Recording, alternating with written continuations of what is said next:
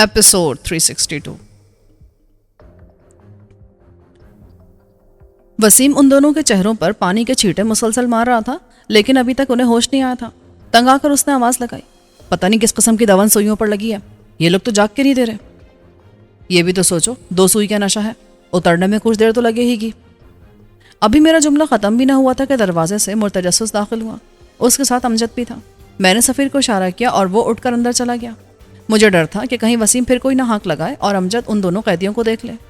सफ़ीर के अंदर जाते ही वसीम बाहर आ गया। उसका हाथ खुश्क हो रहा था, जिसका मतलब था वो बाहर आने से पहले हाथ पहुंच चुका था।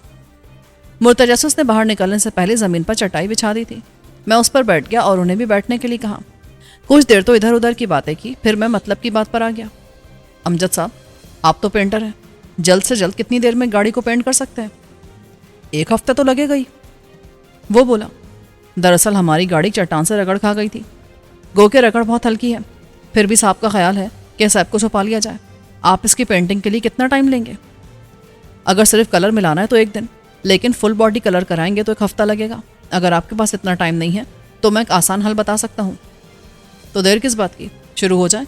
इतनी देर में मुर्तजस्सुस खाना ले आता है। कुछ दिनों पहले एक कार रैली के शुरका इधर से गुजर रहे थे। उनमें से एक गाड़ी की सर्विस मैंने की थी। उसने खुश होकर इनाम की जगह मुझे कुछ स्टिकर्स दिए थे। अगर उसे लगा दिया जाए तो ऐप छुप जाएगा। एक स्टिकर 3 से 4 फुट चौड़ा और उतना ही लंबा है। मैं उसे आपकी गाड़ी के स्क्रैच के अलावा दाएं और बाएं जाने भी लगा दूंगा। स्टिकर लगते गाड़ी का ऐप भी छुप जाएगा और गाड़ी की लुक भी बदल जाएगी। बिल्कुल ही हुलिया बदल जाएगा। दोनों तरफ कार रैली की तस्वीर होंगी, एशिया का नक्शा होगा। गोया गाड़ी बिल्कुल नए मॉडल जैसी बन जाएगी। बात तो तुम्हारी ठीक है, अब ये भी बता दो कि पैसे कितने देना होंगे। मैं ज़्यादा फयाजी दिखाकर उस पर आश्कार नहीं करना चाहता था कि हमारे पास बड़ी रकम है। उसने कुछ देर सोचा, फिर बोला, 5,000 तो हक बनता है। पेंट कराएंगे तो ज़्यादा ही लग सकता है, स्टिकर से खूबसूरती भी आ जाएगी। ठीक है, खाना खाने के बाद शुरू हो जाना, बल्कि गाड़ी को गैराज में ले जाकर स्टिकर्स लगाओ। जैसा आप कहें, वैसे भी ज़्यादा देर तो लगेगी नहीं, सिर्फ 1 से 1.5 घंटे में स्टिकर लग जाएगा। इस सिलसिले में तुम ही बेहतर जानते हो कि यहाँ स्टिकर लगाना मुनासिब है या अपने गैराज में। मेरा तो ख्याल है यहीं बेहतर रहेगा। अमजद ने मेरी तरफ देखते हुए कहा। काम ज़्यादा उलझन का है नहीं, एक तरफ मैं रहूँगा, दूसरी तरफ मेरा शागिर्द। हम दोनों मिलकर बासानी लगा लेंगे। अगर शागिर्द को ना बुलाकर हमारे बंदे से वही काम ले लो तो? ये वसीम साहब भी एक बड़े गैराज के मालिक हैं। कराची में इनका गैराज है, जहाँ डेंटिंग पेंटिंग के अलावा भी बहुत से काम होते हैं। इनसे कह दूंगा, ये हाथ बटा देंगे।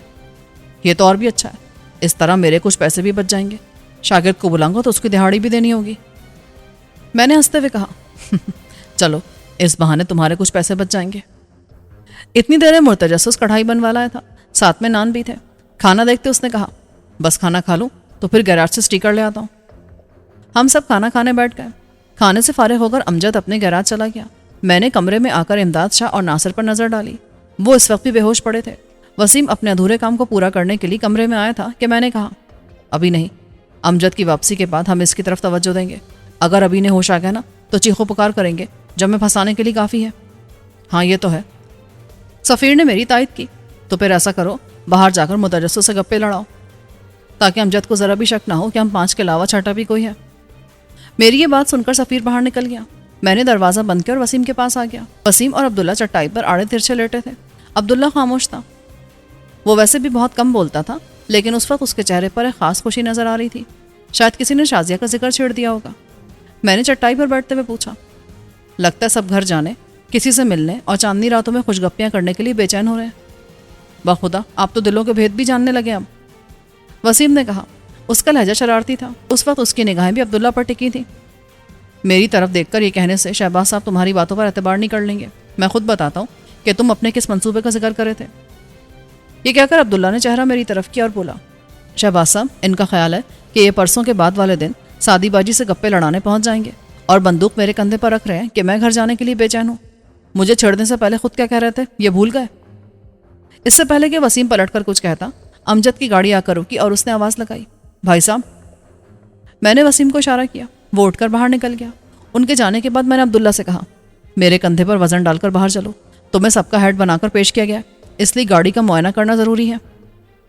वो कुर्सी पर वजन डालकर खड़ा हो गया। मैंने उसे आगे बढ़कर सहारा दिया और हम बाहर की तरफ बढ़े। बाहर पहुंचे तो देखा एक दरवाज़ा मुकम्मल हो चुका है। बैकग्राउंड काला था, इसलिए اسٹیکر پر سفید اور سرخ رنگ سے بنا نقشہ بہت بھلا لگ رہا تھا۔ اس وقت وہ سب سامنے کی طرف کھڑے بونٹ پر اسٹیکر چپکا رہے تھے۔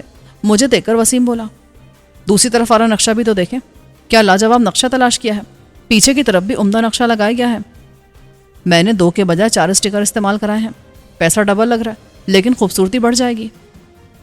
میں سہارا دے کر عبداللہ کو پیچھے کی طرف لے گیا۔ شاید وہ کار ریلی کا منظر تھا، آگے پیچھے کئی گاڑیاں بھاگتے ہوئے دکھائی گئی تھیں۔ پھر میں دوسری طرف کے دروازے پر پہنچا، ادھر بھی کسی کار ریلی کا منظر تھا۔ پھر ہم بونٹ کی طرف پہنچے، وہاں لگا جانے والا اسٹیکر چسپاں ہو چکا تھا۔ بمشکل آدھا گھنٹہ لگا ہوگا اور کام ختم ہو گیا تھا۔ امجد نے اپنی دانست میں فری کا اسٹیکر 10,000 میں دے کر ہمیں ٹھگ لیا تھا، لیکن ہم جان رہے تھے کہ اس نے بہت بڑا کام کیا ہے۔ اب کوئی بھی پہچان نہیں سکتا تھا کہ یہ وہی گاڑی ہے جو کچھ دیر قبل پولیس کے ہتھے چڑھی تھی۔ اسٹیکر کی وجہ سے گاڑی کا حلیہ بدل گیا تھا۔ میں نے جیب سے 1000 کے 10 نوٹ نکالے اور اس کی طرف بڑھاتے ہوئے کہا، صاحب نے 5 دینے کو کہا ہے، اسی لیے 5 ہی دے رہا ہوں۔ اس نے نوٹ گنتے ہوئے دیکھ لیا تھا، وہ سمجھ گیا تھا کہ میں جھوٹ بول رہا ہوں۔ اس نے شکریہ کہہ کر نوٹ لیے اور واپسی کے لیے اپنی گاڑی میں بیٹھ گیا۔ اس کے جانے کے بعد میں مڑا اور عبداللہ کو لے کر کمرے میں آ گیا۔ سفیر اور وسیم بھی آ گئے۔ سب سے آخر مرتجسس اندر آیا۔ اس نے آتی دروازہ بند کیا اور چٹخنی لگا دی۔ اسے دیکھ کر میں نے کہا، ہم اندر والے کمرے میں جا رہے ہیں، کسی کی زبان کھلوانے کے لیے کبھی کبھی تشدد بھی کرنا پڑتا ہے، اس لیے تمہارا وہاں رہنا ضروری نہیں ہے۔ جی بہتر، میں اسی کمرے میں لیٹا ہوں، اگر میری ضرورت سمجھے تو آواز دے لیجیے گا۔ ہم سب اندر والے کمرے میں آ گئے اور امداد شاہ کو ہوش میں لانے کی کوشش کرنے لگے۔ خاصا وقت گزر چکا تھا، بے ہوشی کی دوا کا اثر یقیناً کم ہو گیا ہوگا، اس امید پر ہم کوشش کر رہے تھے۔ وسیم رہ رہ کر اس کے چہرے پر پانی کے چھینٹے مار رہا تھا۔ اب ہر بار پانی پڑتے ہی اس کے چہرے کے عضلات تن جاتے تھے، جو اس بات کی نشاندہی کر رہے تھے کہ اسے ہوش آ رہا ہے۔ بالآخر اس نے آنکھیں کھول دی۔ ہمیں دیکھتے اس کے چہرے پر زلزلے کسی کیفیت پیدا ہو گئی۔ میں نے اسے کھینچ کر بٹھا دیا، اس کے ہاتھ اب بھی بندھے ہوئے تھے۔ میں نے اس کے بالوں کو پکڑ کر جھٹکا دیتے ہوئے کہا، اب بولو، تم کس کے لیے کام کر رہے ہو؟ میں بتا تو چکا ہوں کہ مجھے ناصر نے نوکری دی ہے، وہ جو کہتا ہے میں وہی کرتا ہوں، اسے رقم کون دیتا ہے مجھے نہیں پتا، اور اگر یہ بات جھوٹ نکلی تو میں آپ کے سامنے ہوں، مجھے گولی مار دینا، ابھی پتہ چل جائے گا۔ اب تک کیا کیا کر چکے ہو؟ کہیں دھماکہ شماکہ بھی کیا؟ جی نہیں، یہ کام مجھ سے کبھی کسی نے نہیں لیا۔ تمہیں ناصر ہر ماہ کتنا دیا کرتا ہے؟ کتنی رقم؟ 20,000 ماہانہ، اور جب بھی کوئی کام کرتا ہوں تو الگ سے بھی کچھ نہ کچھ دیتا ہے۔ اب تک صرف 2 بار مجھ سے کام لیا گیا ہے۔ ایک بار ایک سوٹ کیس یہاں آ کر ایک بندے سے لیا، دوسری بار پنڈی کے ایک بندے کو راہ چلتے اغوا کیا اور اسے ناصر کے ڈیرے پر پہنچاتا۔ یہ تیسرا کام تھا جو ادھورا رہ گیا۔ ٹھیک ہے، اب تم خاموشی سے جانے بیٹھ جاؤ۔ میں نے سفیر کو اشارہ کیا، وہ اٹھ کر اس کے پاس پہنچا۔ اس نے اس کے ہاتھ کے بندھن کو دیکھا، مضبوطی کو جانچا اور پھر اسے اٹھا کر ایک کرسی پر بٹھا دیا۔ وہ کرسی پر بیٹھا تھا لیکن اس کے ہاتھ پیچھے ہی کی طرف تھے، اس لیے کہ سفیر نے کلائی کو رسی کے بندھن سے آزاد نہیں کیا تھا۔ میں نے وسیم کو اشارہ کیا کہ وہ اب ناصر شاہ پر کوشش کرے۔ اس بار جیسے اس کے چہرے پر پانی کے چھینٹے پڑے، اس نے کرا کر آنکھیں کھول دیں۔ میں نے اسے سہارا دے کر بٹھایا اور پوچھا، ناصر، اپنی حالت سے تمہیں اندازہ ہو چکا ہوگا کہ تم اس وقت کہاں ہو؟ اس نے پہلے اپنے بازو کو ہلایا اور جان لیا کہ اس کے دونوں ہاتھ موڑ کر پیٹھ پر باندھ دیے گئے ہیں۔ اس نے بیچارگی سے میری طرف دیکھا۔ ہاں، سمجھ گیا ہوں کہ میں اس وقت تمہاری قید میں ہوں۔ دیکھو ناصر شاہ، ہم عوام کے دشمن نہیں ہیں، ہمارا کام وطن کو دشمنوں سے پاک رکھنا ہے۔ ہم چہرہ شناس بھی ہیں، جب تم باتیں کرتے تھے تو میں تمہارے چہرے کا مطالعہ کرتا تھا۔ میرا دعویٰ ہے کہ تم ویسے نہیں ہو جیسا پوز کراتے ہو۔ اس نے کوئی جواب نہ دیا۔ تب میں نے اسے اپنے شکنجے کے مزید قریب کرنے کے لیے پوچھا، پختون ہو؟ اس نے سر ہلا دیا۔ اندازہ تو مجھے بھی تھا، اس کا لہجہ چغلی کھا رہا تھا۔ صرف اسے اعتماد میں لینے کے لیے میں نے پوچھا تھا۔ میرا تجربہ کہہ رہا تھا کہ یہ بندہ بہت ڈھیٹ ہے، اسے پیار سے ہی شکار کیا جا سکتا ہے۔ اس لیے میں نے کہا، دیکھو بھائی، ایک بات میں پہلے ہی بتا دوں کہ میں پختونوں کو بہت احترام کرتا ہوں، اس لیے کہ پختون محب وطن ہی نہیں، ایماندار اور جفاکش بھی ہوتے ہیں۔ برصغیر میں مسلمانوں کی تعداد اس لیے بڑھی کہ اندرون ہند پختونوں نے اپنی جگہ بنائی۔ روہیل کھنڈ ہو یا بندیل کھنڈ، رامپور ہو یا بلند شہر یا مظفر نگر، 10 مسلمان سے پوچھیں تو ان میں سے 8 خود کو پٹھان کہیں گے، اس لیے کہ ہر بادشاہ کی فوج میں پٹھانوں کی تعداد زیادہ ہوتی تھی اور ان کی اولادیں علاقے پھیلتی گئیں۔ ہر جگہ پٹھان برادری ضرور ملے گی۔ اب یہ بات اور ہے کہ ان کی زبان وقت کے دھارے میں بہہ کر الگ ہو گئی ہے۔ میرے کہنے کا مطلب یہ ہے کہ پختون ایک بہادر قوم ہے، اور بہادر ہمیشہ بہادری سے حالات کا مقابلہ کرتے ہیں۔ وہ ملک فروش نہیں ہوتے۔ یقیناً تم بھی نہیں ہو، بلکہ تم محب وطن ہو۔ اگر حالات نے کچھ غلط کرا دیا ہے تو یہ کوئی ایسی بات نہیں، اللہ تعالیٰ بھی بندوں کو معاف کر دیتا ہے۔ میں نے اپنی تقریر روک کر اس کے چہرے کا جائزہ لیا۔ اس لمبی گفتگو کا کچھ اثر نظر آنے لگا تھا۔ اس کے چہرے پر پھیلتی سوچ کی لکیریں یہ بتا رہی تھیں کہ اثر ہو رہا ہے۔ تم خود بھی عقل مند ہو، سمجھ لو کہ اب تمہاری چمڑی اتار دی جائے گی۔ کیسے اتاری جائے گی یہ ہم میں سے ہر ایک کو پتا ہے، کیونکہ اس کام میں ہم چاروں مہارت رکھتے ہیں۔ تم نے مرغی کی دکان پر دیکھا ہوگا کہ مرغی کو کس طرح لٹکاتے ہیں اور لٹکانے سے پہلے اس کی کھال کیسے اتارتے ہیں۔ کچھ ہی دیر میں تمہارا ساتھی جس نے اپنا تعارف امداد شاہ کے نام سے کرایا تھا وہ دیکھے گا۔ یہ کہہ کر میں نے وسیم کو اشارہ کیا۔ وسیم نے بیگ سے ایک بلیڈ نکالا اور پھر اس کے ریپر کو کھول کر پھینک دیا۔ پھر وہ ایک قدم آگے بڑھا۔ میں نے ناصر کی طرف دیکھا اور مسکراتے ہوئے کہا، میرا یہ دوست انسانی جلد کو اتنی صفائی سے چھیلتا ہے کہ ڈاکٹر بھی انگلی نہیں اٹھا پاتے۔ اس کے ہاتھ میں جادو ہے۔ اب تم بھی اس کی مہارت کا نمونہ دیکھ لو، لیکن سن لو، یہ مکان ایک ویرانے میں ہے اور یہاں تمہاری چیخیں سننے والا کوئی نہیں ہے۔ ناصر کے چہرے پر الجھن تیر رہی تھی۔ وہ سمجھ نہیں پا رہا تھا کہ وہ کیا کہے۔ دیکھو ناصر شاہ، تمہیں اچھی طرح پتا ہے کہ میں کون ہوں اور کس لیے تم پر ہاتھ ڈالا ہے۔ بہت کچھ امداد شاہ نے بتا دیا ہے، باقی کی معلومات تم دو گے۔ اگر تمہارے دل میں ذرا سی بھی وطن کی محبت ہے تو تم جواب ضرور دو گے۔ ناصر نے نظر اٹھا کر امداد شاہ کی طرف دیکھا، پھر بولا، پوچھے کیا پوچھنا چاہتے ہیں؟ امداد شاہ کے پیچھے وسیم کھڑا تھا۔ اس کا داہنا ہاتھ جھول رہا تھا جس میں اس نے بلیڈ پکڑ رکھا تھا۔ امداد شاہ اسی لیے خاموش تھا کہ اگر اس نے ایک لفظ بھی کہا تو بلیڈ اس کی گردن پر چل جائے گا۔ آپ خاموش کیوں ہیں؟ پوچھے جو پوچھنا چاہتے ہیں۔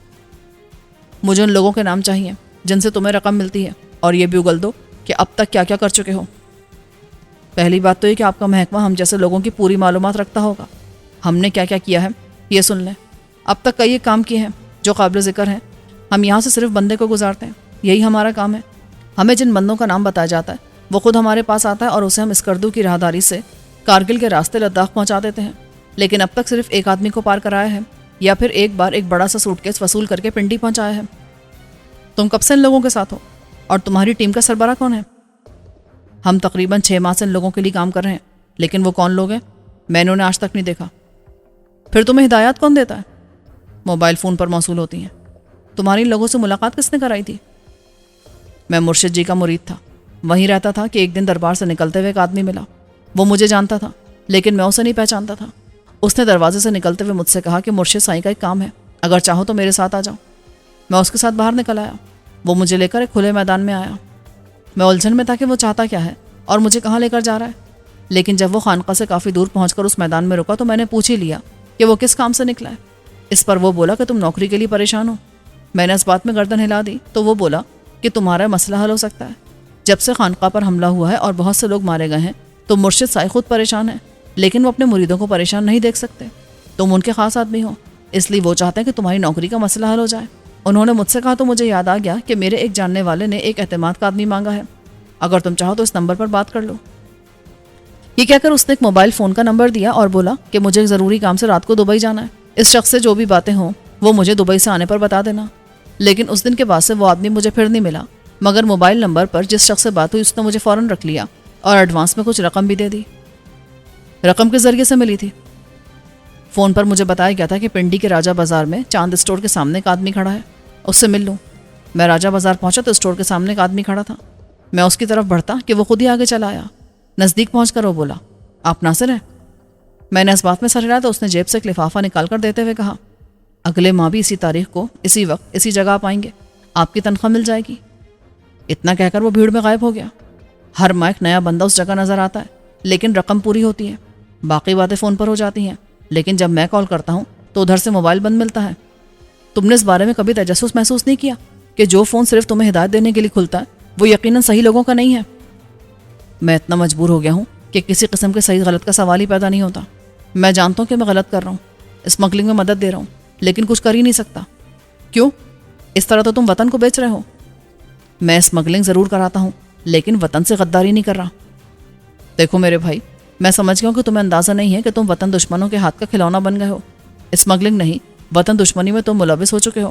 وطن دشمن طاقتیں تمہیں گھیر چکی ہیں۔ وطن کے نام پر میں استدعا کروں گا کہ تم ہمارا ساتھ دو اور اصل مجرموں کو پکڑنے میں ہماری مدد کرو، اس لیے کہ وطن ہے تو ہم سب ہیں۔ یہ صحیح ہے کہ میں رہزنی، چوری، اسمگلنگ کرنے میں ہچکچاتا نہیں، لیکن وطن سے غداری کے بارے میں سوچ بھی نہیں سکتا۔ مگر تم نے غداری کی ہے، وطن کا سودا کرنے کی کوشش کی ہے۔ جن لوگوں کے لیے کام کر رہے ہو وہ ملک دشمن ہے اور تمہارے اس گناہ کی سزا آنے والی نسل بھی کبھی معاف نہیں کرے گی۔ پر میں نے ایسا کچھ نہیں کیا۔ ایسا سوچنا معصومیت ہے۔ تم ملک دشمنوں کے ہاتھوں میں کھیل رہے ہو۔ تمہارا انداز بتایا کہ تم سمجھ نہیں پائے کہ تمہیں دراصل استعمال کیا جا رہا ہے۔ کس طرح یہ تمہیں سمجھ نہیں آ رہا۔ خیر، اب اصل بات بتاؤ कि तुम उनके चुंगल में फंसे कैसे, ताकि मैं तुम्हारे निकलने का कोई रास्ता तलाश कर सकूं। मेरी इस बात पर उसने सर झुका लिया। वैसे मुझे उम्मीद थी कि वो मेरे ट्रांस में आ जाएगा, वो हकीकत उगल ही देगा। वही हुआ। काफ़ी देर तक वो सर झुका सोचता रहा, फिर सर उठाया और मेरी तरफ देखते हुए बोला, मेरा माजिक ज़ख़म है जिस पर मैंने फाहा रखा हुआ है। अगर उस फाहे को हटाया जाए तो ज़ख़म ताज़ा हो जाएगा। मैं हंसता हूँ, मस्खरों जैसी हरकतें करता हूँ, सिर्फ इसलिए कि मेरे अंदर का नासिर शाह मुर्दा रहे, जिंदा ना हो जाए। मैं जाहिलों जैसी हरकतें करता हूँ जबकि मैं BSc पास हूँ। उसकी आवाज़ भर आ गई। मैंने उसके चेहरे पर एक निगाह डाली और कहा, एक बांध गिरा में बांध लो। इंसान की फितरत में दो ही चीज़ें होती हैं, अच्छाई या बुराई। बुराई से दूर रहो, इसलिए बुराई ना करो कि दिल कहता है। बुराई का अंजाम हर हाल में बुरा होता है। अच्छाई भी इतनी ना करो कि ज़िंदगी मजाक बन जाए। ज़िंदगी गुजारना एक फ़न है और फ़न एतदाल में है। नादानी में जो कुछ हुआ उसे भुला देना ही बेहतर है। मैं शुरू से एक बात की तफसील बताता हूँ ताकि आपको अंदाज़ा हो सके कि मैं किस तरह फंसा हुआ हूँ। मुझे खुद भी एहसास होता जा रहा था कि मैं किसी गलत रास्ते पर बढ़ रहा हूँ, लेकिन हालात ही ऐसे हो जाते हैं कि मैं चाहकर भी कुछ नहीं कर पाता। उसने रुककर मुझे देखा कि मैंने वसीम को आवाज़ दी, वसीम, इन दोनों के हाथ खोल दो। वसीम ने ऐसा ही किया। वो कुछ देर तक अपनी कलाई को सहलाता रहा, फिर बोला, पानी मिल जाएगा, गला खुश्क हो रहा है। सफ़ीर ने पास रखे जग से पानी निकालकर उसकी तरफ बढ़ा दिया। तभी मैंने पुकार कर मुतजस्सिस से कहा कि वो चाय का इंतज़ाम करे। दरवाज़ा खुलने की आवाज़ से अंदाज़ा होगा कि मुतजस्सिस हुक्म सुनते ही बाहर निकल गया है। नासिर को खामोश देखकर मैंने कहा, तुम अगर चाहो तो अपनी कहानी जारी रख सकते हो ताकि मैं को रास्ता निकाल सकूं। वैसे हुकूमत से माफ़ी की कवी उम्मीद रखो। वो कुछ देर सोचता रहा, फिर बोला, मेरा ताल्लुक़ काला ढाका से है, लेकिन मेरे वालिद पिंडी में अरसा दराज से मुक़ीम है। वालदा का बचपन में इंतकाल हो गया था। वालिद ने मेरी खातिर शादी नहीं की। घर के काम नौकरों के सहारे चल रहे थे। स्कूल से कॉलेज तक का सफ़र मैंने नौकरों के सहारे तय किया। फिर मैं पेशावर चला गया, वहाँ की यूनिवर्सिटी में दाखिला ले लिया। इस दौरान एक दिन पिंडी से फ़ोन आया कि आप नासिर शाह बोल रहे हैं। मैंने कहा हाँ। तो उधर से बताया गया कि मकामी थाने से मैं बोल रहा हूँ, आपके वालिद अस्पताल में हैं। फ़ौरन पिंडी पहुँचे। मैं भागम भाग पिंडी पहुँचा तो पता चला कि वालिद अस्पताल में दाखिल नहीं है, उनका इंतकाल हो चुका है। उन्होंने खुद को गोली मारकर खुदकुशी कर ली थी। उन्होंने मेरे नाम एक रुक्का भी लिखा था कि वो बहुत शर्मिंदा है। वालिद ने एक मकान और मार्केट में एक बड़ी सी दुकान ले रखी थी। ये सब उनकी मेहनत का समर था। वालिद का सोया हुआ था कि मुझ पर उफ्ताद के पहाड़ टूट पड़े। हैरत की इंतहा न थी कि वालिद ने वो दुकान जो मेन मार्केट में थी और काफ़ी बड़ी थी, उसे बेच दिया था। दुकान जिसने खरीदी थी उसके पास सिर्फ एक कागज़ था। वालिद ने नोट लिखा था कि अगर मैंने 1 साल में 15 लाख रुपए वापस ना किए तो वो दुकान उस शख्स की हो जाएगी। बिजनेस में उधार चलता रहता है। बाबा भी लेते थे, लेकिन माल आती रकम वापस कर देते थे। मुझे हैरत थी कि उन्होंने 2 साल में रकम अदा क्यों नहीं की। अभी इसी सोच में था। लोगों से पता भी कर रहा था कि ऐसा क्यों हुआ। कई लोगों ने बताया कि बाबा का बिजनेस अच्छा चल रहा था। उन्हें भी हैरत थी कि रकम वापस क्यों नहीं की गई। इसी दौरान मेरी मुलाकात चचा कासिम से हुई। वो बाबा के पुराने दोस्तों में से थे। उन्होंने बताया कि लगता है कि आकिल ने जालसाजी की है। वो इसी फितरत का मालिक है। उससे कभी तुम्हारे बाबा ने रकम ली होगी, लेकिन वो अदा कर दी होगी, क्योंकि मैं तुम्हारे बाप की फितरत को जानता हूँ। वो किसी का उधार नहीं रखता था। आकिल एक बदफितरत इंसान है। सियासी लोगों से मिल मिलाकर वो अपना कद बढ़ाता है और जालसाजी गुंडागर्दी करके पैसे बनाता है। ये इत्तला मेरे लिए नहायत अहम थी। उसे सबक सिखाना ज़रूरी था, इसलिए मैंने आकिल का पता उनसे लिया और उसके घर जा पहुंचा। घर क्या था, एक हवेली थी। इतना बड़ा बंगला के देखते रहो। जब मैं उसके पास पहुंचा तो वहाँ और भी कुछ लोग थे। बाबा का नाम सुनकर उसने सब लोगों को जाने के लिए कहा और फिर मुझसे पूछा, हाँ बताओ किस लिए आए हो। जवाब में मैंने कहा, मुझे हकीकत सुनना है कि मेरे बाप ने खुदकुशी क्यों की। वो हंसते हुए बोला, वो मेरा दोस्त ज़रूर था, लेकिन इतना करीबी नहीं कि अपनी हर बात मुझे बताता। आमतौर पर लोग खुदकुशी रकावत में करते हैं। हो सकता है वो किसी को पसंद करता हो और उसे कोई दूसरा ले उड़ा हो, इसलिए उसने खुदकुशी कर ली हो। अपने बाप के बारे में ऐसी वाहियात बात सुनकर मैं खुद पर काबू ना रख सका और उसे धनक कर रख दिया। उसने चीखने की कोशिश की, लेकिन मैंने उसके मुंह को हथेली से ढक दिया। गर्दन में बाजू फंसा दी, जिसकी वजह से वो बेबस हो गया। मैं उसे लगातार मारता रहा। कुछ ही देर में वो बेहोश हो गया। तब मैं उसे वहीं पटक कर बाहर आ गया। मेरे बाल उलझे हुए थे और कपड़े मसले हुए। मुझे इस हालत में निकलते देखकर बाहर बैठे लोग चौंके, लेकिन किसी ने मुझे रोकने की कोशिश नहीं की। मैं बाहर आ गया। सड़क पर पहुंचने के बाद मैंने रिक्शा लिया और अपने घर आ गया। मुझे एहसास था कि वो चुप नहीं बैठेगा, अपनी बेइज्जती का बदला ज़रूर लेगा, इसलिए मैंने फ़ौरन अपना अटैची केस लिया और बाहर निकल आया। मैं वापस पेशावर जाना चाहता था, लेकिन मुझे अंदाज़ा नहीं था कि वो इतनी जल्दी कार्रवाई करेगा। अभी मैं बस स्टैंड पर पहुंचा ही था कि एक मोबाइल आकर रुकी। उसमें से एक बंदे ने इधर उधर देखा। जैसे उसकी नज़र मुझ पर पड़ी, उसने इशारे से मुझे दिखाया। मैं भागता कि पुलिस वालों ने मुझे घेर लिया। تھانے لا کر میری جو درگت بنی نا وہ میں ہی جانتا ہوں. کئی لوگ مجھ سے ملنے آئے لیکن تھانے دار نے کسی کو ملنے نہیں دیا. 2 دن تک مار مار کر میرا حلیہ ہی بگاڑ دیا. اس درمیان 2 بار عاقل آیا تھا اور اس نے سپاہیوں کو شاباش دی تھی. میں نے لاکھ کہا کہ مجھے مجسٹریٹ کے سامنے پیش کرو لیکن کسی نے میری نہ سنی. مجھے جیل بھیجنے سے پہلے مجسٹریٹ کے سامنے پیش کیا گیا. اس نے میری حالت دیکھ کر سب سمجھ لیا لیکن بولا کچھ نہیں. صرف اتنا پوچھا کہ تمہارا کوئی وکیل ہے؟ میں نے کہا نہیں. تو اس نے کہا عدالت تمہیں وکیل کی سہولت دے گی. 1 گھنٹے بعد ایک شخص آیا. اس نے مجھ سے کاغذات پر دستخط لیے کہ وہ میرا وکیل ہے. پھر مجھے جیل میں 3 دن گزارنے پڑے. مجھ پر ایک شریف شہری پر گھر میں گھس کر قاتلانہ حملہ کرنے، بھتے کی رقم کے لیے دھمکی دینے کا الزام تھا. میں سمجھ گیا کہ اس نے مجھے بری طرح پھانسا ہے. تیسرے دن وکیل آیا اور مجھ سے وکالت نامے پر دستخط کرا کے چلا گیا. چوتھے دن آ کر اس نے ایک عجیب بات کہی. اس نے مشورہ دیا کہ اس کیس کو ختم کر دینا ہی بہتر ہے، ورنہ عقل ایک دوسری چال چلنے والا ہے. اس کے ایک نوکر کا کل قتل ہوا ہے. وہ اس قتل کا الزام تم پر ڈالنا چاہتا ہے. اس قتل سے بچنے کا محفوظ ترین راستہ یہ ہے کہ تم کہہ دو کہ تم اسے جانتے بھی نہیں ہو. تم اس کے گھر میں ڈاکہ ڈالنے کی نیت سے داخل ہوئے تھے. اس نے روکا تو تم نے فرار ہونے کے لیے اس پر حملہ کر دیا. اس طرح کیس ہلکا ہو جائے گا اور میں ضمانت کرا لوں گا، کیونکہ قتل کی نیت سے گھر میں داخل ہونے سے کم سزا چوری کی نیت سے کسی گھر میں داخل ہونا ہے. میں 3 دنوں میں بالکل ٹوٹ چکا تھا. پولیس کی مار نے میرا دماغ معاف کر دیا تھا، اس لیے میں نے بغیر کچھ سوچے سمجھے اس کے کہنے پر دستخط کر دیے. وہ بولتے بولتے رکا تو میں نے کہا اس کا مطلب ہے وکیل بھی اس سے ملا ہوا تھا؟ جی ہاں. اس کے بعد عاقل کا ایک بندہ آیا اور بولا کہ تم اپنے گھر کے کاغذات عاقل صاحب کے نام کر دو ورنہ کیس واپس نہیں لیا جائے گا. تم نے جرم قبول کر ہی لیا ہے، اس لیے اب سزا تمہارا مقدر ہے. مجھے اس طرح گھیر لیا گیا تھا کہ میں چاہ کر بھی پھندے سے نکل نہیں پا رہا تھا اور مزید دلدل میں اترتا جا رہا تھا. میں نے کوئی راہ نہ دیکھ کر گھر کے کاغذات بھی اس کے نام کر دیے، لیکن اس نے پھر بھی کیس واپس نہ لیا اور مجھے سزا ہو گئی. میں جیل میں تھا کہ ایک بندے نے مجھ سے کہا کہ اگر تم یہاں سے نکلنا چاہتے ہو تو میں ایک راستہ بتا سکتا ہوں. مجھے سزا ہونی تھی اس لیے میں ڈرا ہوا تھا. میں نے پوچھا کیسے؟ تو اس نے جیب سے ایک موبائل نکالا اور ایک بندے سے میری بات کرا دی. جیل میں موبائل ہونا ناممکن سی بات تھی، لیکن اس کے پاس موبائل تھا، اس لیے میں سمجھ گیا کہ وہ کو خاص بنتا ہے.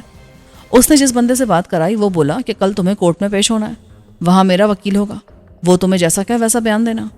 میری تاریخ 1 ہفتے بعد کی تھی، لیکن دوسرے دن مجھے عدالت میں طلب کر لیا گیا اور صرف ایک پیشی پر عدالت نے ریمارکس میں لکھ دیا کہ بندہ بے قصور ہے، اس لیے رہا کیا جاتا ہے کیونکہ جو ثبوت پیش کیے گئے ہیں وہ ناکافی ہیں.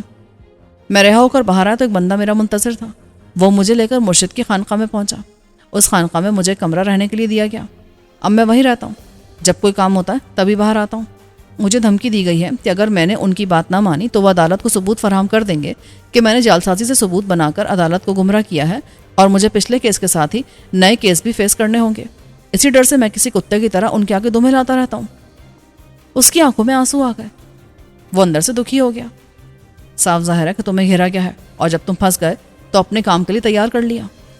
ہاں مجھے بھی ایسا ہی لگتا ہے. فکر نہیں کرو، تمہیں دوبارہ سے معاشرے میں عزت دلاؤں گا میں، لیکن تم وعدہ کرو کہ پھر کوئی جرم نہیں کرو گے. آپ یقین کریں اگر مجھے اطمینان ہو جائے نا کہ مجھ پر کوئی کیس نہیں رہا تو میں دوبارہ سے چھوڑی ہوئی پڑھائی پوری کرنے میں لگ جاؤں گا. اطمینان رکھو، انشاءاللہ ایسا ہی ہوگا. میں کوشش کروں گا کہ تم پر سے سارے کیس ختم کرا دوں. میں اور میرا دوست امداد شاہ آپ کے لیے جان بھی قربان کر دیں گے. تو پھر تیار ہو جاؤ، ہم جلد پنڈی پہنچ کر مرشد کو ایسا سبق دیں گے کہ آئندہ وہ دشمن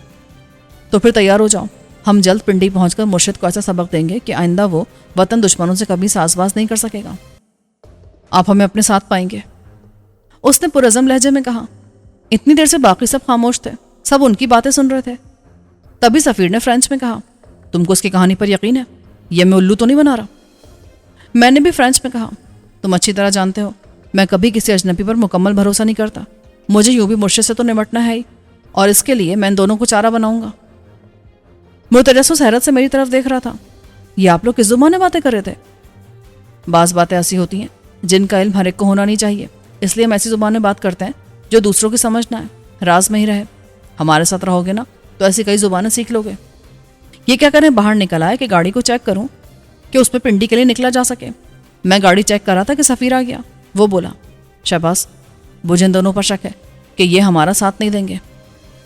پہلے پنڈی پہنچ لوں پھر ان کو آزماؤں گا. اگر کام کے بندے نہیں ہوئے تو کوئی علاج سوچ لوں گا، لیکن پہلے امتحان تو لینے دو. میرا مشورہ ہے کہ ان دونوں کو دن بھر کے لیے پھر سے بے ہوش کر دیا جائے. ایک ایک سوئی کافی رہے گی. سفیر بولا سوچتا ہوں، صبح سویرے نکلنا ہے، اس لیے فی الحال تو جا کر سو جاؤ. سفیر کو اندر بھیج کر میں پھر سے پراڈو میں بیٹھ گیا. میں کچھ سوچنا چاہتا تھا آئندہ کے لاہمل پر غور کرنا چاہتا تھا، اس لیے اندر کی لائٹ بند کر دی تھی۔ اسی وجہ سے وہ دونوں سمجھ نہ پائے کہ میں اندر بیٹھا ہوں۔ ناصر اور امداد شاہ دونوں باہر نکل آئے۔ جہاں پر گاڑی کھڑی تھی اس سے کچھ دور ایک سنگی بینچ بنا تھا۔ ایسے بینچ عام طور پر پارک وغیرہ میں ہوتے ہیں، شاید مالک مکان اسے کسی پارک سے اٹھا کر لایا تھا۔ وہ دونوں جا کر اس پر بیٹھ گئے۔ امداد شاہ پشتو میں پوچھ رہا تھا کہ ایسی کیا بات تھی کہ وہ یکایک بڑے صاحب اپنے ساتھی سے ایک عجیب زبان میں بات کرنے لگے تھے۔ وہ عجیب زبان نہیں، فرینچ زبان تھی۔ وہ سمجھ رہے تھے کہ میں فرینچ نہیں جانتا۔ میں فرانس میں 2 سال گزار چکا ہوں۔ ناصر نے ہنس کر کہا، تو میرے 14 طبق روشن ہو گئے۔ یہ بندہ تو پرت در پرت کھل رہا ہے۔ سفیر کا شک مجھے بھی درست لگنے لگا، مگر میں نے کہا کچھ نہیں۔ اس سے پہلے کہ وہ کچھ اور بولتا، مرتجسس بھی باہر آ گیا۔ انہیں وہاں بیٹھے دیکھ کر وہ ان کے قریب آ گیا۔ آپ لوگ یہاں بیٹھے ہوا کھا رہے ہیں، اور ادھر میں سوچ رہا تھا کہ آپ لوگ کہیں فرار تو نہیں ہو گئے۔ مرتجسس کی بات پر وہ دونوں سے دیکھنے لگے۔ ان کی نظروں میں حیرت تھی۔ انہیں خاموش دیکھ کر مرتجسس بولا، آپ لوگوں نے کہیں میرے مذاق کا برا تو نہیں بنایا؟ نہیں، برا کیوں مانیں گے؟ چلو اندر چلتے ہیں۔ ناصر جلدی سے بولا اور کھڑا ہو گیا۔ وہ اندر کی طرف بڑھا ہی تھا کہ مین روڈ پر کسی گاڑی کی ہیڈ لائٹ چمکی۔ روشنی کی وجہ سے میں بھی چونک گیا، کیونکہ وہ گاڑی ہماری طرف ہی آ رہی تھی۔ ناصر، امداد اور مرتجسس اندر جا چکے تھے، صرف میں گاڑی میں بیٹھا تھا۔ وہ گاڑی مرکزی شارع کے موڑ پر آ کر رک گئی اور اس میں سے 2 آدمی باہر نکلے۔ ان کا حلیہ کچھ ایسا تھا کہ میری نظریں ان پر جم کر رہ گئیں۔ وہ دونوں آہستہ آہستہ گاڑی کے قریب سے گزرتے ہوئے مکان کے قریب پہنچے اور پھر اس طرح سے جائزہ لینے لگے جیسے ایک ایک گوشے کو دیکھ لینا چاہتے ہوں۔ پھر نیچی آواز میں چترالی زبانیں باتیں کرنے لگے۔ مجھے چترالی کی بالکل سمجھ نہیں تھی، اس لیے میں سمجھ نہ پائے کہ وہ کیا کہہ رہے ہیں، لیکن ان کا چہرہ بتا رہا تھا کہ ان کے ارادے ٹھیک نہیں ہیں۔ میں بغیر ان کا جائزہ لیتا رہا کہ وہ کب کوئی غلط حرکت کرتے ہیں، لیکن ابھی تک انہوں نے ایسی کوئی حرکت نہیں کی تھی کہ میں دخل دیتا۔ وہ دونوں سامنے سے جائزہ لے کر پیچھے کی طرف جانے لگے کہ ان کے قدم رک گئے، اس لیے کہ باہر اندھیرا تھا۔ اس اندھیرے میں کمرے کے کھلے دروازے سے آتی ہوئی روشنی کی لمبی لکیر بڑی واضح تھی۔ اس روشن لکیر میں کسی آدمی کی پرچھائی نظر آئی، جیسے کوئی دروازے کی سمت آ رہا ہے۔ اسی وجہ سے وہ دونوں ٹھٹک گئے۔ انہوں نے خود کو اندھیرے میں چھپا لیا تھا۔ جدھر وہ دونوں کھڑے تھے اس کے قریب ایک ٹوٹی ہوئی دیوار تھی جو کسی مقصد سے بنائی گئی ہوگی اور بعد میں اسے ڈھا دیا گیا ہوگا، لیکن اب بھی 4 فٹ کی دیوار باقی تھی۔ وہ دونوں اس کی آڑ میں بیٹھ گئے۔ اس بات نے ان دونوں کے مشکوک ہونے پر مہر ثبت کر دی۔ وہ دونوں دبکے ہوئے اس روشنی کو دیکھ رہے تھے۔ تبھی روشنی کو پار کر کے ناصر آ کھڑا ہوا۔ وہ کچھ دیر کھڑا ادھر ادھر دیکھتا رہا، پھر اس نے قدم آگے بڑھایا اور سیٹی پر فلمی دھن بجانے لگا۔ عین اسی وقت دروازے سے سفیر نمودار ہوا۔ اس نے ناصر سے پوچھا، تم یہاں کھڑے کیا کر رہے ہو؟ تم کو پتا بھی ہے نا کہ ابھی تم نگرانی میں ہو، اگر بڑے صاحب نے دیکھ لیا نا باہر تو سب کی شامت آ جائے گی۔ سفیر کی بات سن کر وہ بولا، اندر گرمی ہے اس لیے باہر آ گیا۔ میں نے غور کر لیا تھا کہ دیوار کے پیچھے بیٹھے وہ دونوں سیٹی سن کر چونکنا ہو گئے تھے۔ میں نے ان کی طرف سے نگاہیں ہٹا کر سفیر کی طرف دیکھا۔